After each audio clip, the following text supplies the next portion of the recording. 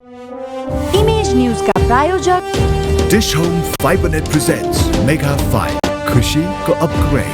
म पनि आजै नेपाल टेलिकमको एन्टी फाइबर सेवा लिन्छु। नेपाल टेलिकम राष्ट्रको सञ्चार।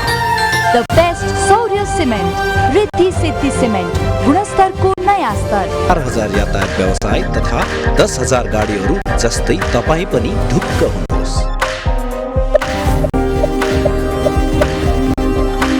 जगदम्बा सुपर साइन तथा ग्याल्वा प्लस जस्ता पाता जीवन भरको भरोसा र नयाँ जमानाको ग्लो एन्ड लभली।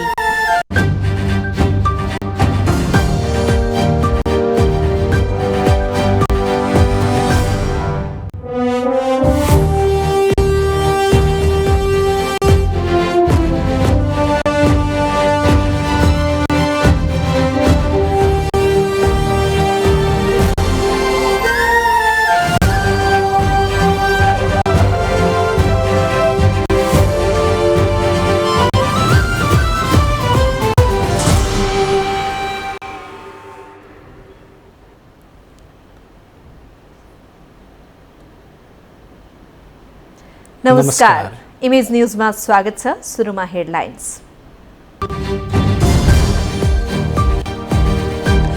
एमालेका पूर्व उपाध्यक्ष वामदेव गौतम संयोजक रहेको नयाँ पार्टी घोषणा। नेपालका कम्युनिस्टले एउटै धारमा ल्याउने उद्देश्य, कम्युनिस्ट एक नभए सत्तामा कांग्रेस हावी हुने विश्लेषण। एमसीसीमा प्रचण्डले दोहोरो चरित्र देखाएको एमाले अध्यक्ष ओलीको आरोप। एसपीपीमा आफ्नो बदनाम गराउन मिति संशोधन गरेर पत्र सार्वजनिक गरेको जेके।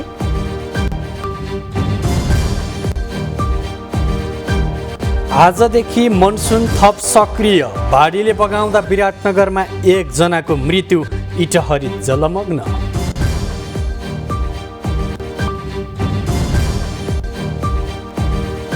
विवादपछि स्थगित बाजुराको बुढीगङ्गा नगरपालिकामा पुनः मतदान हुने, मतगणनाको माग गर्दै दायर रिटमा अन्तरिम आदेश दिन सर्वोच्चद्वारा अस्वीकार।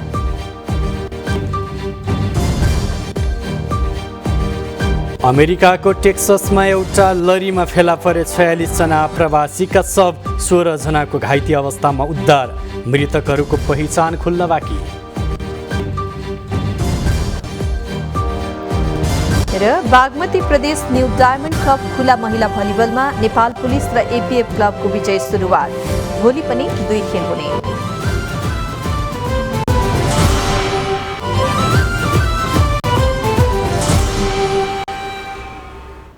अब न्यूज विस्तारमा। नेकपा एमालेका पूर्व उपाध्यक्ष वामदेव गौतमले नयाँ पार्टीको घोषणा गर्नुभएको छ। गौतमले नेपाल कम्युनिस्ट पार्टी एकता राष्ट्रिय अभियान नामको नयाँ राजनैतिक दल घोषणा गर्नुभएको हो। गौतम संयोजक रहेको पार्टीमा 75 जना केन्द्रीय सदस्य रहेका छन्। त्यसमध्ये यो पार्टी समन्वय समितिको रूपमा रहँदासम्म केन्द्रीय सचिवालयमा 8 सदस्य रहने जनाइएको छ। पार्टीको संयोजकमा वामदेव गौतम, सचिवमा डीबी कार्की, सदस्यहरूमा ओम शर्मा चालिसे, डिलीराज भट्टराई, दुर्गा भण्डारी, निकान्त पाण्डे, भगवती विष्ट, युवराज सफल रहेका छन्। पार्टीले संयोजक र सचिव बाहेक सबैजना सदस्यको रूपमा रहने बताएको छ। नेकपा विभाजन पश्चात छुट्टै अभियानमा रहनुभएका गौतमले आफू पक्षधरको भेला गर्दै आउनु भएको थियो। नेकपालाई पुनर्जीवित गर्ने प्रयासमा रहनुभएका गौतमले एकीकरण हुने अवस्था नबनेपछि नयाँ दल गठन गर्नुभएको हो। पार्टी घोषणा कार्यक्रममा बोल्दै गौतमले आफूले नेतृत्व गरेको पार्टी आज शिलान्यास मात्र भएको भन्दै उद्घाटन गर्ने बेलासम्ममा नेपाल नै चकित हुने जिकिर गर्नुभयो। कम्युनिस्टहरूलाई एक ढिक्का बनाइ छाड्ने उहाँको उद्घोष छ। रहेको बेला नयाँ क्रान्तिकारी पार्टी त्यस बेलाको नेकपा मालेको जग हालिएको थियो। मैले कुनै कम्पनी खोलेर कुनै व्यवसाय गरेर आफ्नो व्यक्तिगत आकांक्षा लाभ पूरा गर्नको निम्ति मैले आफूलाई लगाएको छैन। म संसदीय सङ्घर्षमा सामेल भएको छु। म जस्ता व्यक्तिहरू संसदीय सङ्घर्षमा सामेल भएकै हुनाले संसदीय सङ्घर्षले एउटा सकारात्मक परिणाम प्राप्त गर्यो। कम्युनिस्टहरूले एकता वा कार्यगत एकता गर्न नसके आगामी निर्वाचनमा नेपाली कांग्रेसले बहुमत ल्याउन सक्ने संयोजक गौतमको भनाइ छ। आउँदो निर्वाचनमा गठबन्धनको आडमा कांग्रेस पहिलो पार्टी भए त्यसको 5 वर्षसम्म संघ र प्रदेशमा नेपाली कांग्रेसकै नेतृत्वमा संरचनाहरू रहने भन्दै उहाँले त्यसपछि कांग्रेसलाई दोस्रो निर्वाचनमा गठबन्धनको आवश्यकता नपर्ने बताउनुभयो। नेपाली कांग्रेस जहिलेदेखि कम्युनिस्ट र कांग्रेसको बीचमा मित्रता भएको छ, नेपाली कांग्रेसलाई कम्युनिस्ट पार्टीले मित्र शक्तिको रूपमा त्यसलाई सहकार्य गर्न थालेको छ र आन्दोलन दुईटा पार्टीको संयुक्त नेतृत्वमा अगाडि बढेको छ। सबै सफल भएका छन्, सबै सफल भएका छन्। आमूल परिवर्तन भएको छ, नयाँ युग आएको छ। अब अगाडि पनि नेपाली कांग्रेससित हाम्रो सहकार्य हुनुपर्छ, नेपाली कांग्रेस साथ लिएर जानुपर्छ।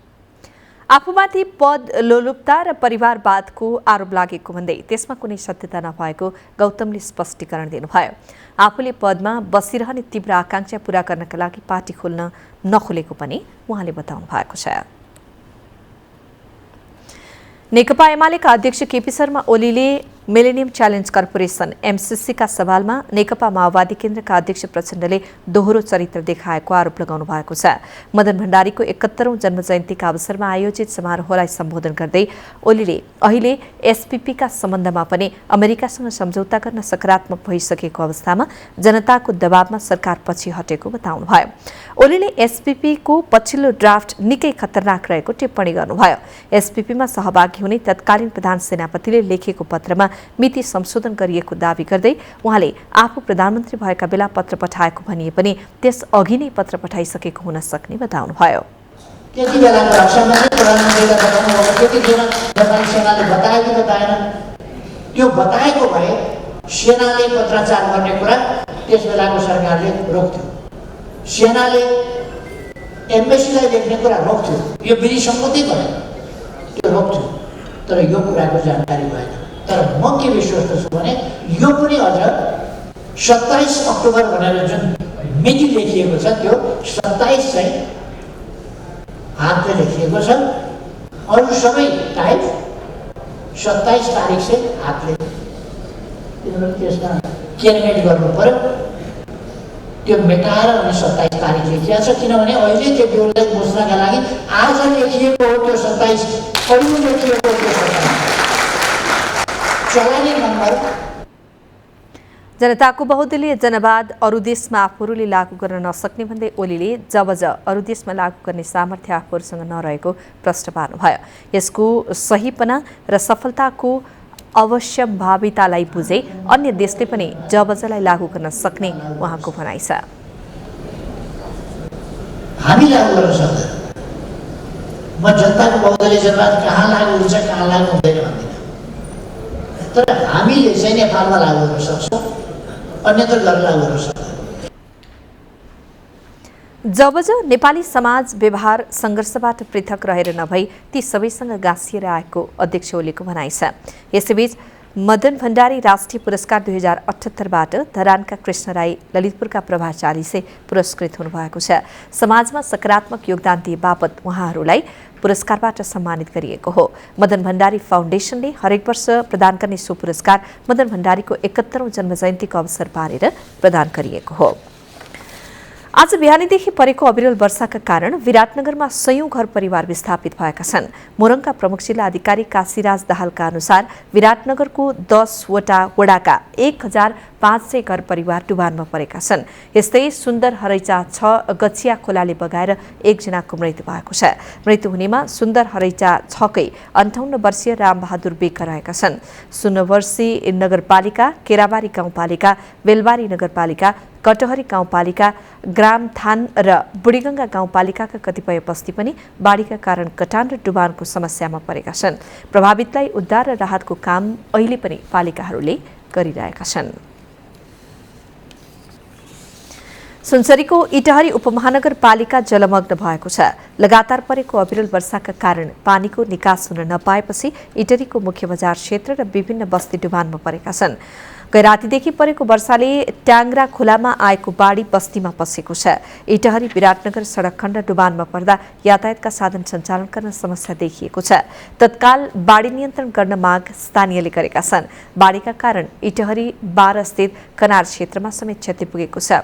इटहरीको 4, 5, 9, 10 र 12 वडामा बाढीले धेरै क्षति पुर्याएको इलाका प्रहरी कार्यालय इटहरीका डीएसपी खगेन्द्र खड्काले जानकारी दिनुभयो। इटहरी नगरपालिकामा मात्र 200 घर डुबानमा परेका छन्। घर डुबानमा परे पनि मानवीय क्षति भने नभएको प्रहरीले जनाएको छ। इटहरी उपमहानगरपालिकाका मेयर हेमकर्ण पौडेलले बाढी पीडित सर्वसाधारणलाई सुरक्षित स्थानतर्फ सार्न पहल भइरहेको बताउनुभयो। पौडेलले इटहरीका 20वटै वडाध्यक्ष सहित जनप्रतिनिधिहरू नागरिकको सुरक्षाका लागि परिचालित भएको जानकारी दिनुभएको छ। जिल्ला प्रशासन कार्यालय सुनसरीले नेपाली सेना, सशस्त्र प्रहरी र नेपाल प्रहरी परिचालन गरी खोला नियन्त्रणको काम थालेको प्रमुख जिल्लाधिकारी इन्द्रदेव यादवले जानकारी दिनुभयो। सप्तकोशी नदीमा पानीको बहाव बढ्न थालेसँगै तटीय क्षेत्रमा सतर्कता अपनाइएको छ। बहाव बढेसँगै सुनसरी प्रशासनले नदीमा डुङ्गा चलाउन पूर्ण रूपमा रोक लगाएको छ भने सम्भावित जोखिमलाई मध्यनजर गर्दै माछा मार्ने तथा बाढीले बगाएर ल्याएका दाउरा नदीबाट झिक्न समेत प्रशासनले प्रतिबन्ध लगाएको छ। नदीको जलस्तर बढ्दो क्रममा रहेसँगै प्रशासनले कोशीको बाँध तथा स्पर र नोज अनुगमनको कार्यलाई निरन्तरता दिएको छ। साथै सम्भावित विपद आइपरे खोज तथा उद्धारका लागि सुरक्षाकर्मीको टोली तयारी अवस्थामा राखिएको छ। यद्यपि प्रशासनले नदीको बहाव बढ्दो क्रममा देखिए पनि अहिलेसम्म कहीँ कतै खतरा भने नरहेको जनाएको छ। कोशी ब्यारेज नियन्त्रण कक्षका अनुसार हिजोसम्म सामान्य अवस्थामा रहेको पानीको बहाव पछिल्लो 24 घण्टा यता भने बढ्दो क्रममा छ। पूर्वी भेगमा जारी अविरल वर्षासँगै कोशी नदीको जलस्तर बढ्दो क्रममा देखिएको ब्यारेज नियन्त्रण कक्षले जनाएको छ। पछिल्लो मापन अनुसार सप्तकोशी नदीमा पानीको बहाव 1,26,505 क्युसेक प्रति सेकेन्ड रहेको छ। ब्यारेजका 16 ढोका खोलिएका छन्। नदीको बहाव बढ्दो क्रममा रहे पनि सबै तटबन्ध तथा स्परहरू सुरक्षित रहेको सुनसरीका प्रमुख जिल्लाधिकारी इन्द्रदेव यादवले बताउनुभयो। उहाँले कतै कटानको खबर नरहेको जानकारी पनि दिनुभएको छ। यादवले तटीय क्षेत्रका बासिन्दालाई भने सतर्कता अपनाउन आग्रह गरिएको बताउनुभयो। बुटवलमा आज बिहानैबाट परेको वर्षाले सडक कालोपत्रेका लागि तयार गरिएको संरचना बगाएको छ। ढल र नालीको उचित निकास ननिकाल्दै सडकमा कालोपत्रे गर्न थालिएपछि मनसुनको पहिलो वर्षमै सडकमा बिछ्याइएको संरचना बगाएको हो। ठेकेदार कम्पनीको लापरवाहीका कारण वर्षौंदेखि अलपत्र परेको सडक निर्वाचनको प्रतिबद्धता पूरा गर्ने भन्दै बुटवल उपमहानगरपालिकाका नगर प्रमुख खेलराज पाण्डेको सक्रियतामा नाला र ढलको संरचना पूरा नहुँदै कालोपत्रेको तयारी गरिएको थियो। बिहानैबाट परेको वर्षाले कालोपत्रेका लागि तयार गरिएको संरचना बगाउनुका साथै सडक किनारका नाला तयार नहुँदा सडकमा पानीको भेल बगेको छ। स्थानीय तह निर्वाचनमा मुख्य मुद्दा बनेको सो सडक बनाउने भन्दै चुनाव जितेको भोलिपल्टबाटै नगर प्रमुख पाण्डे र उपप्रमुख सावित्रा अर्यालले मध्यरातमा समेत ड्युटी बसेर सडक निर्माणमा खटिनु भएको थियो। आजदेखि मनसुन थप सक्रिय भएर 3 दिनसम्म देशभर वर्षा हुने जल तथा मौसम विज्ञान विभागले जनाएको छ। प्रदेश 1, मध्य प्रदेश, बागमती प्रदेश, गण्डकी, लुम्बिनीका केही स्थान र सुदूरपश्चिम प्रदेशका 1-2 स्थानमा ठूलो वर्षाको सम्भावना रहेको पनि विभागले जनाएको छ।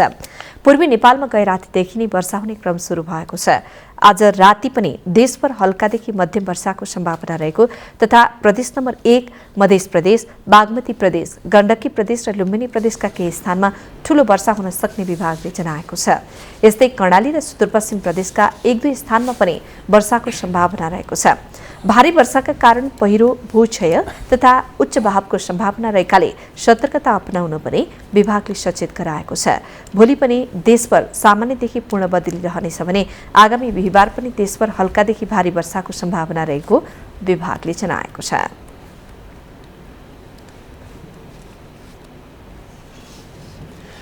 सर्वोच्च अदालतले बाजुराको बुढीगङ्गा नगरपालिकामा पुनः मतदान गर्न बाटो खोलिदिएको छ। सर्वोच्चले बुढीगङ्गामा वैशाख 30मा भएको मतदानको मतगणना गर्न माग गर्दै दायर रिटमा अन्तरिम आदेश दिन अस्वीकार गरेसँगै पुनः मतदानको बाटो खुलेको हो।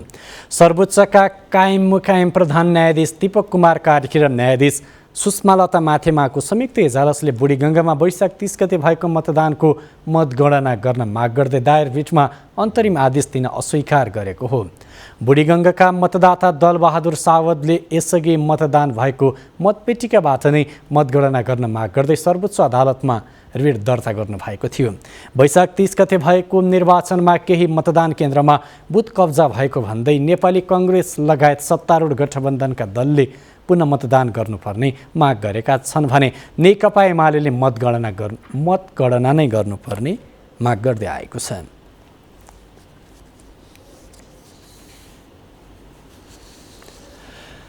सर्वोच्च अदालतले फेवातालको मापदण्ड घटाउने पोखरा महानगरपालिकाको निर्णय कार्यान्वयन नगर्न अन्तरिम आदेश जारी गरेको छ।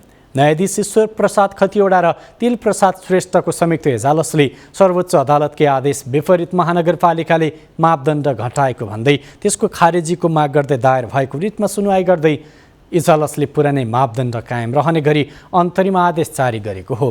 पोखरा महानगरपालिकाका निवर्तमान मेयर मानबहादुर जेसीको महानगरको कार्यपालिका बैठकमा फेवातालको मापदण्ड घटाउने निर्णय विरुद्ध अधिवक्ता खगेन्द्र सुवेदी, सरोजनाथ प्याकुरेल, कृष्णहरि खड्का र दिपेन्द्र प्रसाद घिमिरेले सर्वोच्चमा रिट दर्ता गर्नुभएको थियो। सर्वोच्च अदालतले 2075 वैशाख 16 गते ताल किनारको 65 मिटरभित्र कुनै भौतिक संरचना निर्माण गर्न नपाउने गरी संरक्षण क्षेत्र कायम गर्न निर्देशनात्मक आदेश गरेको थियो। तर 2078 चैत 16 गते बसेको महानगरको 55औं कार्यपालिकाको बैठकले 65 मिटर मापदण्ड घटाएर 30 मिटर तोकेको थियो। महानगरपालिकाको निर्णय विरुद्ध दायर भएको रिटमा महानगरको ताल मापदण्ड घटाउने निर्णय नेपालको संविधानले व्यवस्था गरिदिएको मौलिक हक अन्तर्गतको स्वच्छ वातावरणको हक, धार्मिक स्थल संरक्षणको हक, सम्मानपूर्वक बाँच्न पाउने हक एवं सार्वजनिक सम्पत्तिको सुरक्षा र संरक्षण गर्नुपर्ने नागरिकको कर्तव्य विपरीत भएको उल्लेख गरिएको छ। नेपालको ऐतिहासिक गौरवको प्राकृतिक सम्पदा फेवातालको संरक्षण गर्नुपर्नेमा विपक्षीले फेवातालमाथि गम्भीर क्षति पुर्याएको रिट निवेदनमा उल्लेख गरिएको छ।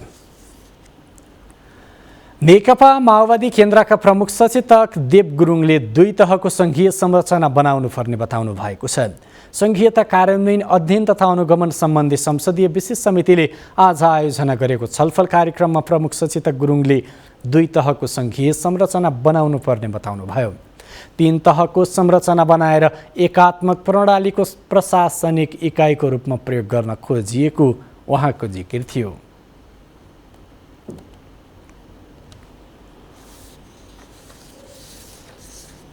वास्तविक अर्थमा संहिताको रूपमा यो संविधान जारी भएको छैन। सम्झौताको रूपमा जारी भएको संविधान हुनाले चाहिँ नाम चाहिँ संहिताको नाम दिइएको छ। केही भौगोलिक प्रकारको चाहिँ संहिताको परिक्रमणा गरेको छ, केही क्षेत्र अधिकारको बाँडफाँडको परिक्रमणा गरेको छ र त्यही भौगोलिक प्रकारको संहिता पनि प्रभावकारी ढङ्गले क्रियान्वयन भएको छैन। संसदीय नेकपा माओवादी केन्द्र संसदीय दलका नेता समेत रहनुभएका रामनारायण बिडारीले माथिल्लो तहका कर्मचारीहरूमा संघीयताप्रति नकारात्मक सोच रहेको टिप्पणी गर्नुभयो। माथिल्लो तहमा रहेका कर्मचारीहरू तथा अधिकारीहरूलाई संघीयता कार्यान्वयनको विषयमा प्रशिक्षण दिनुपर्ने उहाँले बताउनुभयो। ब्युरोक्रेसीको टप लेभलमा बस्नेहरू र ब्युरोक्रेसी होल पूर्ण, त्यसकारणले उपचार गर्नुपर्ने ठाउँमा उपचार भएन कि। नेपाली कङ्ग्रेसका नेता रमेश लेखकले संघीयतालाई सफल पार्नुको विकल्प नरहेको बताउनुभयो। उहाँले संघीयता गणतन्त्र, लोकतन्त्र र समावेशिता संविधानको 4 खम्बा रहेको उल्लेख गर्दै कुनै एक खम्बा झिकेर अरू खम्बालाई बचाउन नसकिने बताउनुभयो। पनि सोच सुनिन्छ। मैले अलिक फरक कोणबाट हेरिरहेको छु। यो 4वटा पिलरमा उभिएको घर हो भन्छु म यो संविधान। एउटा पिलर झिक्यो भने त्यसपछि यो भवन रहन्छ भन्ने कुरा कल्पना नगरेको हुन्छ है। उहाँले प्रदेश र स्थानीय तहमा अधिकार, जनशक्ति, स्रोत साधन र विज्ञताको अभाव रहेको बताउनुभयो। शहरी विकास मन्त्री मेचमणि चौधरीले सरकारले आगामी मङ्सिर 21 गते सङ्घ र प्रदेशको निर्वाचन घोषणा गर्ने तयारी गरेको बताउनु भएको छ। मन्त्री चौधरीले सरकारले निर्वाचन गर्ने मिति नै नतोकेको भए पनि 2-3 महिनामा निर्वाचन घोषणा गर्ने तयारी गरेको बताउनुभयो। मन्त्री चौधरीले मन्त्री पदमा रहेसम्म इमान्दारिताका साथ काम गर्ने प्रतिबद्धता समेत जनाउनुभयो। उहाँले मुलुकलाई सही बाटोमा लैजाने राम्रो भिजन भएको नेतृत्वको कमी रहेको बताउनुभयो। यो माथि च्यालेन्ज थपिएको छ। अब यो मुलुकलाई बनाउने हो भने, मुलुकलाई ठिकठाक ठाउँमा राख्ने हो भने सबैले केवल प्रधानमन्त्री या राष्ट्रपति या मन्त्रीहरू मात्र इमान्दार भएर पुग्दैनन्। यो मुलुकको यद्यपि लिडिङ गर्ने चाहिँ त्यो सेक्टर हो, तर यो सबै नेपालको अङ्ग प्रत्यङ्ग जति छ सबै दुरुस्त हुन सकेन भने मुलुक बन्न सक्दैन। मन्त्री चौधरीले राष्ट्रपति, प्रधानमन्त्री र मन्त्रीहरू मात्र इमान्दार भएर मात्रै मुलुक नबन्ने भन्दै सबै नेपाली नागरिक समेत इमान्दार बन्नुपर्ने बताउनुभयो।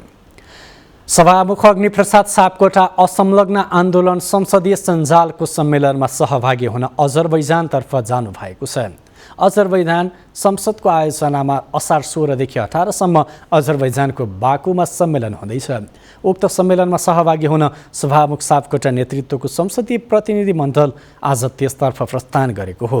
प्रतिनिधि मण्डलमा प्रतिनिधि सभाका सदस्य पुष्पा भूषाल, राष्ट्रिय सभाका सदस्य रामचन्द्र बराई र सभामुख सापकोटाका स्वकीय सचिव गोविन्द पाठक रहेका छन्। कार्यक्रममा सभामुख सापकोटाले असंलग्न आन्दोलनको आवश्यकता एवं महत्त्व र यो अभियानका पक्ष राष्ट्रहरूका संसदहरू बीचको सहकारी अभिवृद्धि सम्बन्धमा नेपालको प्रतिनिधित्व गर्दै सम्बोधन गर्ने सङ्घीय संसद सचिवालयका प्रवक्ता डाक्टर रोचनाथ पाण्डेले बताउनुभयो। त्यस क्रममा सभामुखले विभिन्न राष्ट्रका पदाधिकारीसँग भेटघाट गर्ने कार्यक्रम छ। सम्मेलनमा सहभागी भएर सापकोटा 19 असारमा स्वदेश फर्कनुहुनेछ। नेकपा माओवादी केन्द्रका केन्द्रीय सदस्य दिननाथ शर्माले नेकपा एकीकृत समाजवादीको मन्त्री फिर्ता गर्ने निर्णय अपरिपक्व भएको बताउनु भएको छ। उहाँले 4-5 महिनामा कुनै पनि मन्त्रीले कामको परिणाम दिन नसक्ने भन्दै एउटा निश्चित अवधि काम गर्न पाउने अधिकार मन्त्रीलाई दिनुपर्ने बताउनुभयो। शर्माले 3-4 महिनामा पालो पुर्याउनका लागि मात्रै मन्त्री बनाउने काम नगरी देश र जनताको विकासका लागि काम गर्न आवश्यक रहेको बताउनुभयो। उहाँले समाजवादीले मन्त्री फेर्ने निर्णय जनताल समेत स्वीकार नगरेकाले मन्त्री फेर्न पाउने अधिकार पार्टीलाई भएको समेत बताउनुभयो। गलत परम्परा, गलत संस्कार, गलत संस्कृतिको चाहिँ विकास हुन्छ। त्यसै कारणले मन्त्रीलाई निर्धारित समयभित्र एउटा परिणाममुखी काम गर्नको लागि, परिणाम देखाउनको लागि राम्रो गरे पनि नराम्रो गरे पनि त्यसलाई चाहिँ एउटा चाहिँ निर्धारित समयसम्म काम गर्नको लागि अवसर दिनुपर्छ। केन्द्रीय सदस्य शर्माले आगामी निर्वाचनसम्म अहिलेको गठबन्धन निर्धक्क जाने दावी गर्दै गठबन्धनलाई व्यवस्थित र सुदृढ गर्न आफूहरू लागि परेको स्पष्ट पार्नुभयो। कृषि सहकारी तथा प्राकृतिक स्रोत समिति सभापति पूर्णकुमारी सुवेदीले सरकारले कृषिलाई मुख्य प्राथमिकतामा राखेर विकास नगरे मुलुक कृषिमा आत्मनिर्भर बन्न नसक्ने बताउनु भएको छ। सभापति सुवेदीले सरकारले कृषिलाई प्राथमिकतामा राखेर कृषिको विकास नगरे मुलुक कृषिमा आत्मनिर्भर बन्न नसक्ने बताउनुभयो। उहाँले मुलुकलाई कृषिमा आत्मनिर्भर बनाएर विदेशमा निर्यात गर्न नसके पनि आयातलाई प्रतिस्थापन गर्न सक्नुपर्ने बताउनुभयो। सभापति सुवेदीले नेपाललाई आवश्यक खाद्यान्नको यकिन गरी सोही अनुरूपको उत्पादन आफै गर्न सक्नुपर्ने बताउनुभयो। उहाँले नेपालमा चलिरहेको टुक्रेर परम्परागत खेती प्रणालीलाई आधुनिकीकरण गरी व्यावसायिक बनाउनुपर्ने आवश्यकता भएको समेत बताउनुभयो। सुवेदीले सरकारले कृषिलाई चक्लाबन्दी, व्यावसायीकरण, आधुनिकीकरण गरेर आवश्यक सिँचाइ, उन्नत जातको बिउ र आवश्यक मल दिन सके मात्रै पनि नेपाललाई पुग्ने धान उत्पादन गर्न समस्या नरहेको स्पष्ट पार्नुभयो। कृषिमा आत्मनिर्भर हुन सक्दैनौँ। हामीले खानेकुरा, हाम्रो खेतीपाती हामीले कसरी गर्छौँ र हामीलाई निर्यात गर्न नसके तापनि आयातलाई प्रतिस्थापन गर्न हामी नेपालीहरूलाई चाहिने खाद्यान्न कति हो त? हाम्रो खानेकुरा कति? यद्यपि खानेकुरा हामी मकै, गहुँ, फापर, कोदो सारा चिज उत्पादन गर्छौँ, तर पनि हामीलाई चाहिने कति हो? पहिलो कुरो हामीलाई चाहिने चाहिँ हामीले व्यवस्थापन गर्न सक्नु पर्यो, त्यसपछि निर्यातको कुरो आयो। कृषि तथा पशुपक्षी विकास मन्त्रालयका सचिव डाक्टर गोविन्द प्रसाद शर्माले राष्ट्रिय उत्पादनलाई वृद्धि गर्न आवश्यकता भएको बताउनुभयो। उहाँले धानको उत्पादन बढाउनका लागि परम्परागत धानको जात परिवर्तन गरी हाइब्रिड बिउमा जानुपर्ने बताउनुभयो। सचिव शर्माले वर्षे धानभन्दा पनि सरकारले चैते धानको उत्पादन बढाउनका लागि प्रोत्साहन गर्नुपर्ने बताउनुभयो। एउटा हामी जातीय सुधार गर्दै भइरहेका भेराइटीमा हाम्रो जातीय सुधार गर्ने, दोस्रो हामी हाइब्रिडमा जानै पर्छ, दोस्रो पोलिसी। तेस्रो हामी चाहिँ एरिया एक्सपान्सन, यो चैते धान, अब बर्खे धानको त धेरै छैन हामीलाई अप्सन्स, तर चैते धानको हामीलाई अप्सन्स छ। त्यसमा हामी एउटा रियलिस्टिक टार्गेट सेट गरेर अगाडि बढ्नै पर्छ, जसले गर्दा बर्खे धानभन्दा चैते धानको प्रोडक्टिभिटी बढी छ र हामी 3-4 वर्षमा चैते धान समेत र हाइब्रिड राइस र इम्प्रुभ राइसमा हामी काम गर्न सक्यौँ भने हाम्रो नेसनल रिक्वायरमेन्ट हामी मिट गर्न सक्छौँ। सचिव शर्माले पहाडी क्षेत्रमा खाद्यान्न उत्पादन वृद्धि गर्नका लागि सरकारले बाँझो जमिन र युवालक्षित कार्यक्रम ल्याउनु पर्ने बताउनुभयो। इमेज न्युजमा पालो भएको छ ब्रेकको, त्यसअघि बाँकी हेडलाइन्स। महाकाली सन्धिको 26 वर्षपछि बल्ल बग्यो नेपाली नहरमा पानी। धान दिवसको अवसर पारेर भोलि किसानले रोपाई गर्दै।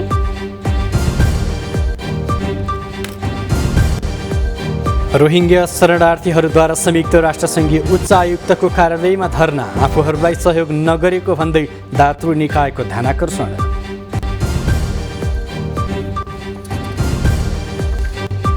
र 1200 मेगावाटको बुढीगण्डकी जलविद्युत आयोजनामा स्वदेशी लगानीको बाटो खुल्यो, पब्लिक कम्पनी खोल्ने सरकारको निर्णय।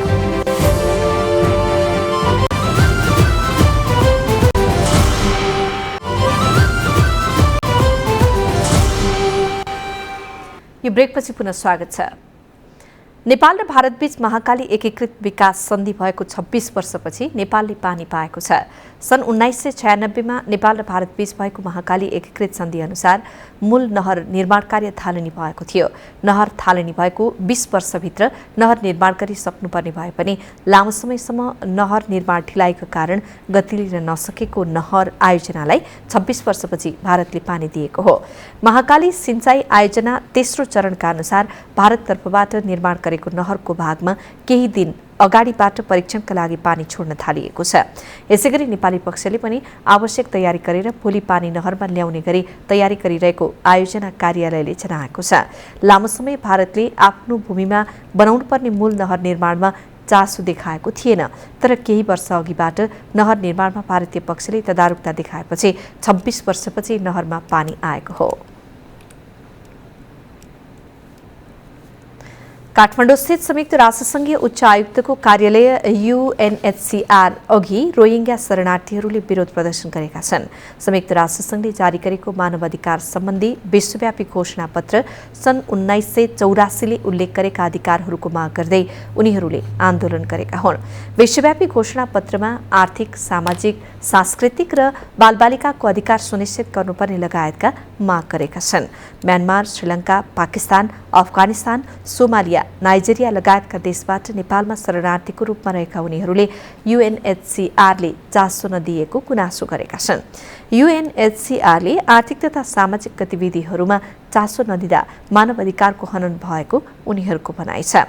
प्रदर्शनकारीले सोमबार प्रहरी प्रशासनबाट महिला बालबालिकाहरू कसैको प्रभाव नगरी लाठीचार्ज गरेर निर्दयताको भाव देखाएको बताए। श्रीलङ्काबाट नेपालमा आएर शरणार्थीको रूपमा बसोबास गरिरहेका सुरेश कुमार राजेश्वरले 2015 सम्म सहयोग गरे पनि UNHCRले पछिल्लो समय बेवास्ता गरेको गुनासो गरेका छन्।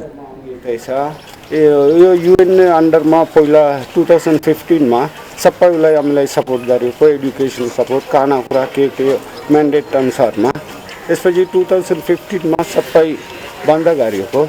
त्यसपछि बन्द गरेपछि अहिलेसम्म काटेर अहिलेसम्म के पनि दिएको छैन। उनले बालबालिकाहरूलाई निजी विद्यालयमा पढ्नबाट वञ्चित गरेको र बस्न पनि समस्या भएको र यो समस्या समाधान गर्न आफू प्रदर्शनमा आउनु परेको बताएका छन्। रोहिङ्ग्या शरणार्थीहरूले बालबालिकाको अधिकार हनन गरिरहेको भन्दै सोमबारबाट विरोध प्रदर्शन गरिरहेका छन्। मानवाधिकार सम्बन्धी विश्वव्यापी घोषणापत्र सन् 1984 ले उल्लेख गरेका अधिकारलाई UNHCRले नियमित पालना नगर्दा आफ्ना बालबालिकाको अधिकार हनन भएको उनीहरूको गुनासो छ। भारतको पश्चिम बंगाल र बिहारसँग सीमा जोडिएको झापामा जंगली हात्तीको उपद्रव फेरि सुरु भएको छ। झापाको 2/3 भाग जंगली हात्तीका कारण प्रताडित छ।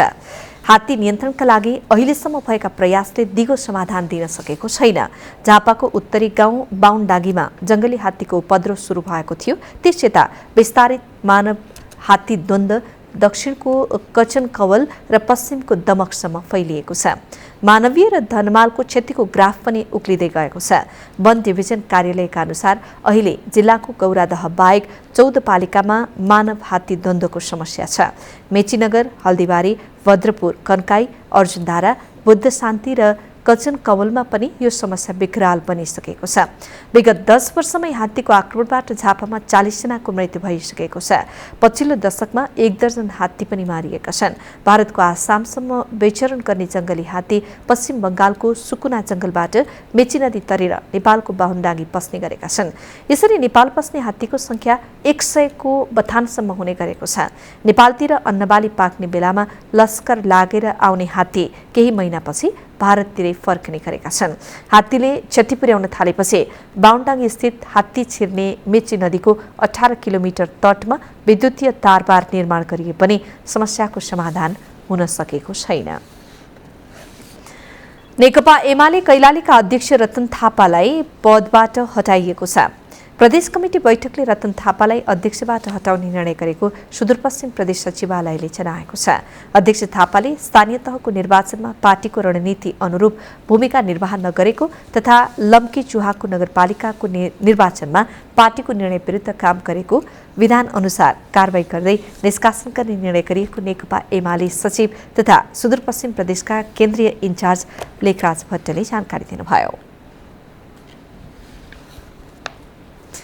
यसै उपाध्यक्ष दुर्गा जोशीलाई कार्यवाहक अध्यक्ष तोक्दै साउन 15 भित्र जिल्ला प्रतिनिधि परिषदको बैठकले अध्यक्ष चयन गर्ने निर्णय समेत गरेको छ। रोटरी इन्टरनेसनल डिस्ट्रिक्ट नेपाल भुटानले रोटरी जुरो अवार्ड अन्तर्गत नेपालका 7 जना सञ्चारकर्मीलाई सम्मान गरेको छ। सन् 2012 मा स्थापना भएको रोटरी क्लबले हरेक वर्ष आयोजना गर्दै आएको अवार्ड अन्तर्गत वरिष्ठ सञ्चारकर्मी कृष्णा ताम्राकारलाई विशेष अवार्ड प्रदान गरेको हो।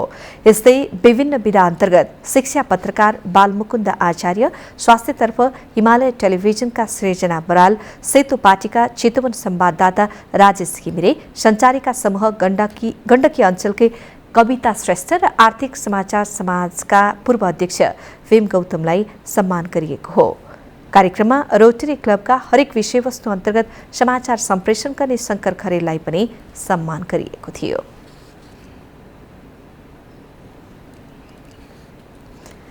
काठमाडौँ महानगरपालिकाको फोहोर लैजान 2 दिन रोकिने भएको छ।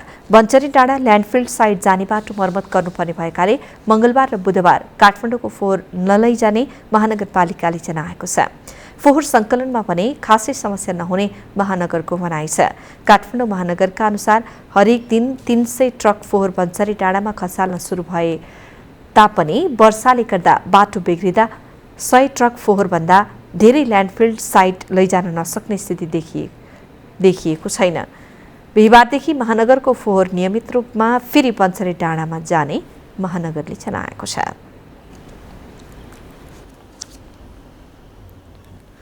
अख्तियार दुरुपयोग अनुसन्धान आयोगले रूपन्देहीको ओम सतिया गाउँपालिकाका तत्कालीन प्रमुख प्रशासकीय अधिकृत सहित 5 जना विरुद्ध विशेष अदालतमा मुद्दा दायर गरेको छ। अख्तियारले आज ओम सतिया गाउँपालिकाका तत्कालीन प्रमुख प्रशासकीय अधिकृत राजु नेपाल, इन्जिनियर लवकुश चाई, सब इन्जिनियर सन्तोष भुसाल, उपभोक्ता समितिका अध्यक्ष गजराज यादव र सचिव धर्मराज खरबिन्द विरुद्ध सडक PCC निर्माण गर्दा सम्झौता अनुसार काम नगरी रकम हिनामिना गरेको आरोपमा मुद्दा दर्ता गरेको हो। आयोगले ओम सतिया गाउँपालिका वडा नम्बर 4 मटोरिया गाउँको मुख्य सडक PCC गर्दा लागत अनुसारको मोटाइको ढलान नगरी बिल पेश गर्दा फिल्डमा भएको भन्दा समग्र PCC परिणाममा बढी उल्लेख गरी सरकारी रकम हिनामिना गरेको भन्दै गाउँपालिकाका तत्कालीन प्रमुख प्रशासकीय अधिकृत नेपाल, इन्जिनियर चाई र सब इन्जिनियर भुसाललाई 2,61,000 रुपैयाँ बिगो माग दाबी गर्दै आरोपपत्र दायर गरेको हो। यसै गरी सडक ढलान गर्ने उपभोक्ता समितिका अध्यक्ष यादव र सचिव खरविन्दलाई फिल्डमा भएको कम कामको बढी मूल्याङ्कन गराई सम्झौता विपरीत कार्य गरी भुक्तानी लिएको भन्दै 2,61,855 रुपैयाँ माग दाबी गरिएको छ। आज 28 जुन अन्तर्राष्ट्रिय चट्याङ सुरक्षा दिवस। नेपालमा वर्षेनी चट्याङका कारण 100 जनाले ज्यान गुमाउने गरेको तथ्याङ्क सार्वजनिक भएको छ। अन्तर्राष्ट्रिय चट्याङ दिवसको अवसर पारेर ललितपुर महानगरपालिका वडा नम्बर 7 ले चट्याङ सुरक्षा दिवस 2079 जनचेतना कार्यक्रम आयोजना गरेको छ। कार्यक्रममा चट्याङ के हो र त्यसबाट कसरी बच्ने भन्ने बारेमा चट्याङ विज्ञ डाक्टर श्रीराम शर्माले जानकारी दिनुभएको थियो। उहाँले सचेतना नै चट्याङबाट हुने क्षतिबाट बच्ने मुख्य उपाय भएको बताउनु भयो। करेन्ट हो जसका असर चाहिँ अवयवहरू धेरै छन्। सामान्यतया ठुलो मात्राको नोक्सानी त्यसको करेन्टले गर्छ। त्यसपछि चाहिँ त्यसबाट निस्किने तापक्रमले चट्याङमा चाहिँ असर गर्ने हो, बढी प्रभाव पार्ने हो। चट्याङ भनेको विद्युत ठुलो मात्राको विद्युतीय करेन्टभन्दा बढी बुझ्नु पर्दैन। जोगिनको लागि जनचेतना, अग्लो रुखमुनि नबस्ने, खुल्ला मैदानमा नरहने आदि इत्यादि कुरा गरेर हामी चाहिँ जोगिन सक्छौँ। चट्याङ पर्ने देशहरूमध्ये नेपाल 4थो नम्बरमा रहने विज्ञहरूले बताएका छन्।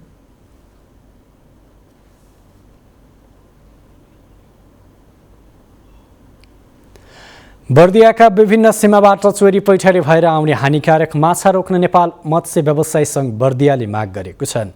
भारतबाट भित्रिने पंगासियस तथा मंगुर जातको माछाको चोरी पैठारी रोक्न सङ्घले जिल्ला प्रशासन कार्यालयसँग माग गरेको हो। हानिकारक आयातित माछाले जैविक विविधता नष्ट गर्दै मानव स्वास्थ्यमा समेत प्रत्यक्ष असर पुग्ने भएकाले जिल्लामा त्यसको बिक्री तथा ओसार पसारमा प्रतिबन्ध लगाउन अनुरोध गरेको नेपाल मत्स्य व्यवसायी सङ्घ बर्दियाका अध्यक्ष गणेश शर्मा लम्सालले जानकारी दिनुभयो।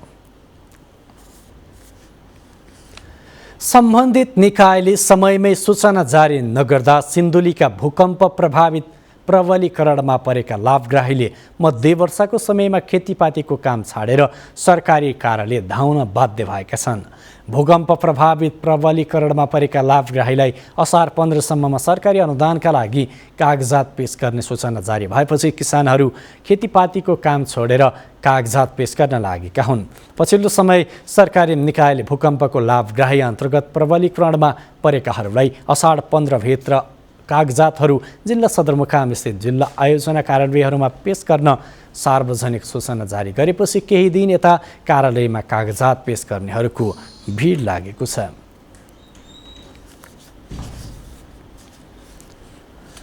सिद्धार्थ राजमार्ग अन्तर्गत पाल्पाको सिद्ध बाबामा पहिरो खसेर अवरुद्ध भएको सडक एकतर्फी सञ्चालनमा आएको छ। एकतर्फी रूपमा सञ्चालन भएपछि बिहानदेखि रोकिएका यातायातका साधन गन्तव्यतर्फ लागेको लुम्बिनी प्रदेश ट्राफिक प्रहरी कार्यालय बुटवलले जनाएको छ। प्रदेश ट्राफिक प्रहरी कार्यालय बुटवलका अनुसार पाल्पाको तिनाउ गाउँपालिकाको माथिल्लो सिद्धबाबा नजिकै ठुलो पहिरो खसेको छ। सँगसँगै सडक माथिबाट पानीको ठुलो छहरा खस्दा सवारी साधनहरू प्रभावित भएका थिए।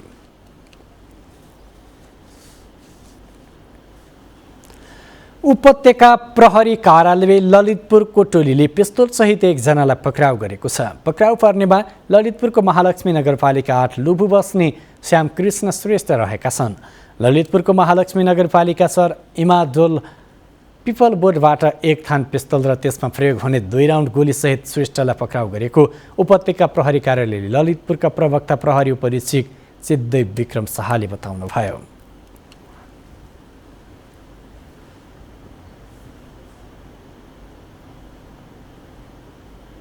अब बिजनेस न्यूज। बिजनेस न्यूज का प्रायोजक मेरो देश मेरो जगदम्बा सिमेन्ट। सर्वोत्तम सिमेन्ट, सर्वोत्तम मजबुती। सरकारले 1200 मेगावाटको बुढी गण्डकी जलविद्युत आयोजनालाई कम्पनी मोडलमा बनाउने भएको छ। ऊर्जा जलस्रोत तथा सिँचाइ मन्त्रालयले पब्लिक कम्पनी स्थापना गरेर स्वदेशी लगानीमा बनाउने गरी गरेको प्रस्ताव आजको मन्त्री परिषद बैठकले पारित गरेको हो। प्रधानमन्त्री तथा मन्त्री परिषदको कार्यालय स्रोतका अनुसार ऊर्जा मन्त्रालयको प्रस्ताव अनुसार छुट्टै कम्पनी खोल्ने र त्यसै मार्फत आयोजना निर्माणको काम अघि बढाउने निर्णय भएको छ। 2077 चैत 24मा बसेको मन्त्री परिषद बैठकले ऊर्जा मन्त्रालयको प्रस्ताव अनुसार बुढी गण्डकी आयोजनाबाट चाइना गेजुवा वाटर एन्ड पावर ग्रुपलाई विदा गर्ने र स्वदेशी लगानीमै बनाउने निर्णय गरेको थियो। चिनिया कम्पनीसँग वार्ता गरेर परियोजना अघि बढाउने गरी भएको निर्णय अनुसार काम हुन नसकेपछि स्वदेशी लगानीमा अघि बढाउने गरी निर्णय भएको हो।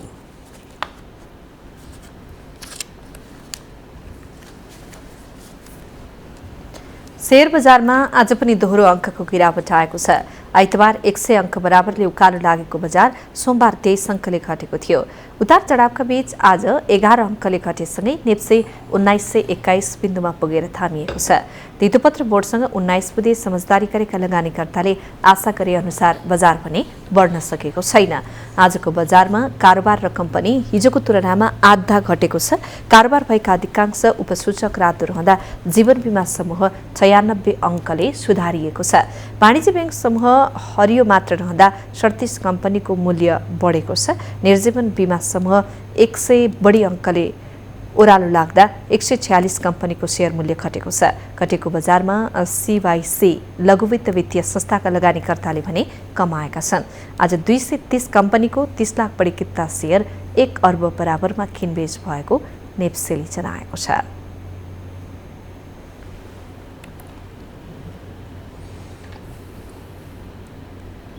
सरकारले अर्थतन्त्रमा परेको चाप नियन्त्रणका लागि आयातमा कडाई गरे पनि राजस्व सङ्कलन लक्ष्य अनुसार हुने देखिएको छ।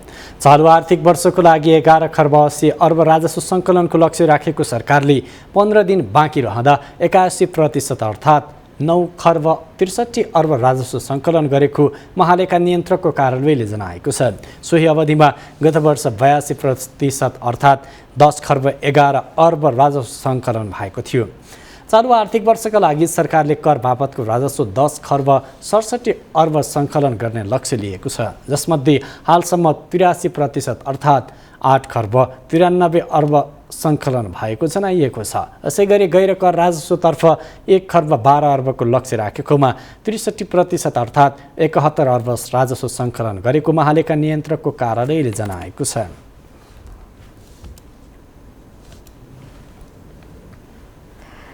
फलफूलको आयात, उत्पादन, भण्डारण तथा बिक्री वितरणमा संलग्न सबै व्यवसायीलाई फलफूल पकाउन प्रयोग हुने कार्बन डाइ एसिटिलिन ग्यास प्रयोग गर्न निषेध गरिएको छ। खाद्य प्रविधि तथा गुण नियन्त्रण विभागले सूचना जारी गर्दै कार्बन डाइ एसिटिलिन ग्यासको प्रयोग गरी कृत्रिम रूपमा फलफूल पकाउन तथा बिक्री गर्न वा बिक्रीको लागि राख्न निषेध गरेको हो। व्यावसायिक रूपमा फलफूल पकाउने व्यवसायीहरूले रसायन प्रयोग गरी फलफूल पकाउनु पर्ने भएमा अन्तर्राष्ट्रिय प्रचलनमा रहेको फलफूल पकाउन स्वीकृत रसायनहरू तोकिएको विधि अनुरूप मात्र प्रयोग गर्नुपर्ने विभागले जनाएको छ। आँप लगायत फलफूल खरिद गर्दा कार्टुन वा क्रेटमा फलफूलको प्रत्यक्ष सम्पर्कमा रहने गरी केमिकल राखिएको पाइएमा खरिद नगर्न समेत खाद्य विभागले आग्रह गरेको छ।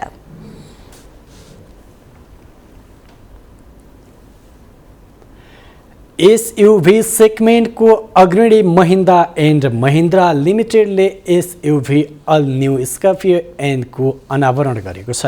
काठमाडौँमा एक कार्यक्रमको आयोजना गरेर कम्पनीले सो गाडी सार्वजनिक गरेको हो। महिन्द्राले आफ्नो लोगो परिवर्तन गरेको छ।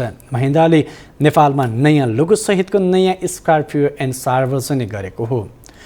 एनयुभी डिजाइन रहेको डिजेल र पेट्रोल इन्जिनमा नयाँ स्कर्पियो सार्वजनिक गरेको छ। अटोमेटिक र म्यानुअल ड्राइभमा रहेको यो स्कर्पियो कम्पनीले नयाँ गाडीको मूल्य भने सार्वजनिक गरेको छैन। अग्नि ग्रुपका प्रबन्ध निर्देशक क्याप्टेन श्रेष्ठले अहिले नेपालमा गाडी सार्वजनिक गरे पनि बुकिङ तत्काल नखुल्ने बताउनु भयो।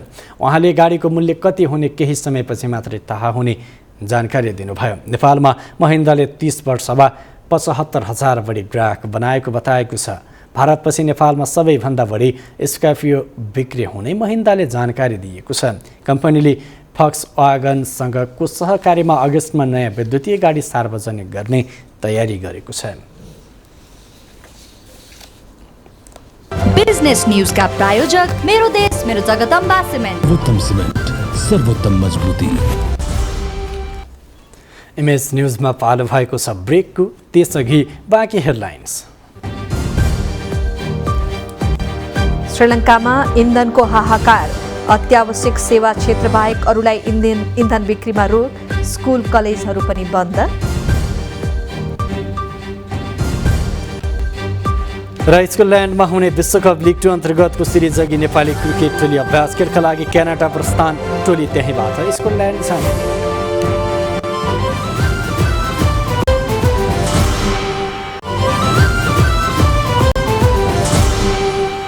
अब स्पोर्ट्स न्यूज।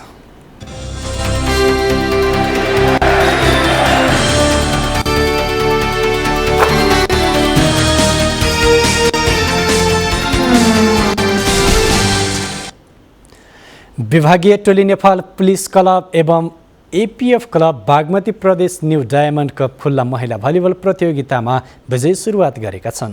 कीर्तिपुरको बहुउद्देश्य कभर हलमा आजबाट सुरु भएको खेलमा नेपाल पुलिस क्लबले आयोजक न्यू डायमन्ड एकाडेमीलाई सोझो सेटमा हराउँदै विजयी सुरुवात गर्दा अर्को खेलमा एपीएफले परोपकार गर्ल्स होस्टेललाई पराजित गर्यो। बागमती प्रदेश खेलकुद विकास परिषद तथा न्यू डायमन्ड स्पोर्ट्स क्लबको संयुक्त आयोजनामा भएको प्रतियोगितामा नेपाल पुलिसले न्यू डायमन्डलाई 25-16, 25-15, 25-15 को सोझो सेटमा हरायो। केही अनुभवी खेलाडी बिना कोर्टमा उत्रिएको न्यू डायमन्डले यो हारबाट प्रतियोगिताको सुरुवात गरेको छ। दोस्रो खेलमा विभागीय टोली एपीएफ परोपकार गर्ल्स होस्टेलमाथि हावी भयो। एपीएफले परोपकारलाई 23-11, 25-4, 25-3 को सोझो सेटमा स्तब्ध बनाउँदै प्रतियोगितामा विजयी सुरुवात गरेको छ। प्रतियोगिता अन्तर्गत बुधबार पनि 2 खेल हुनेछन्। स्कटल्यान्डमा हुने विश्वकप लिग 2 अन्तर्गतको सिरिजका लागि अभ्यास खेल खेल्न नेपाली क्रिकेट टोली आज क्यानाडा प्रस्थान गरेको छ। सिरिज अघि नेपालले क्यानाडामा 2 अभ्यास खेल खेल्नेछ। असार 20 र 21 गते क्यानाडासँग अभ्यास खेल खेलेपछि नेपाली टोली स्कटल्यान्ड जानेछ। स्कटल्यान्डमा नेपाल नामिबिया र स्कटल्यान्ड बीच सिरिज हुनेछ। सिरिजको पहिलो खेलमा नेपालले असार 27 गते नामिबिया विरुद्ध खेल्दा असार 19 गते स्कटल्यान्डसँग खेल्नेछ। असार 32 गते पुनः नेपालले नामिबियासँग खेल्दा अन्तिम खेलमा साउन 1 गते स्कटल्यान्डसँग खेल्नेछ। एक दिवसीय विश्वकप ग्लोबल छनौट अन्तर्गत विश्वकप लिग 2 का आधारमा शीर्ष 3 टोली विश्वकपका लागि छनौट हुनेछन्। नेपाललाई शीर्ष 3 मा पर्नका लागि बाँकी सबै खेल जित्नुपर्ने दबाव छ। 7 राष्ट्र सहभागी विश्वकप लिग 2 मा नेपाल 16 खेलमा 7 जित, 8 हार र 1 बराबरीका साथ 15 अङ्क जोड्दै तालिकाको 5औं स्थानमा रहेको छ।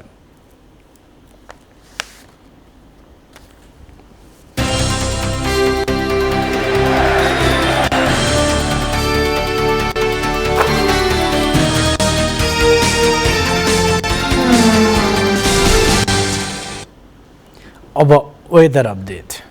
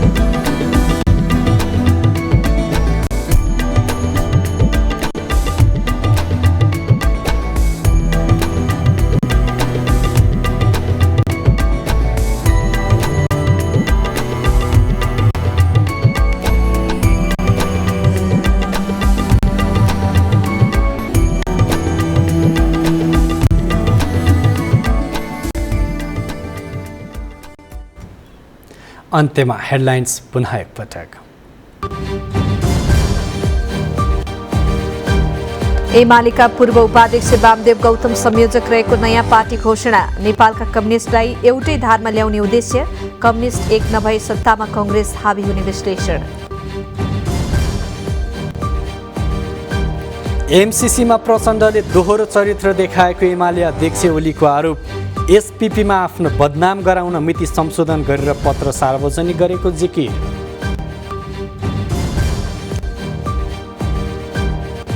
आजदेखि मनसुन थप सक्रिय। बाढीले बगाउँदा विराटनगरमा 1 जनाको मृत्यु। इटाहरी जलमग्न।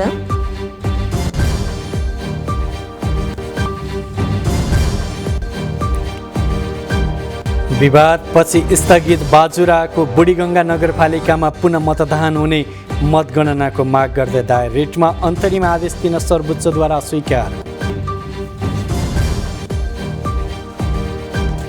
अमेरिकाको टेक्ससमा एउटा लरीमा फेला परे 46 जना प्रवासीको शव, 16 जनाको घाइते अवस्थामा उद्धार, मृतकको पहिचान खुल्न बाँकी।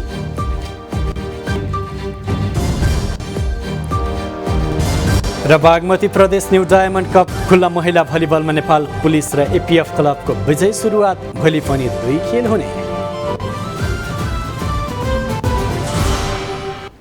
हवस् त इमेज न्युज अहिलेलाई यति नै। थप न्युजका लागि तपाईँले हाम्रो वेबसाइट imagekhabar.com हेर्न सक्नुहुनेछ। इमेज च्यानल हेर्दै गर्नुहोला।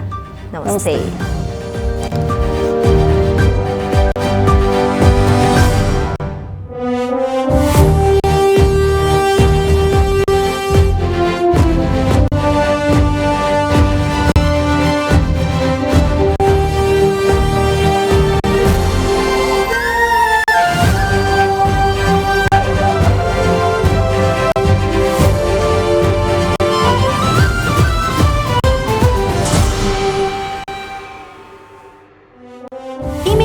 का प्रायोजक Dish Home FiberNet presents Mega 5 खुशी को अपग्रेड।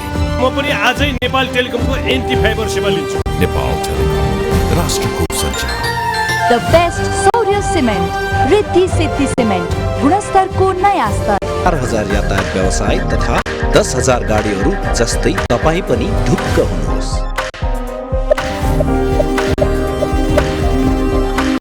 जगदम्बा सुपर साइन तथा ग्याल्वा प्लस जस्ता पाता जीवन भरको भरोसा। र नयाँ जमानाको ग्लो एन्ड लभली।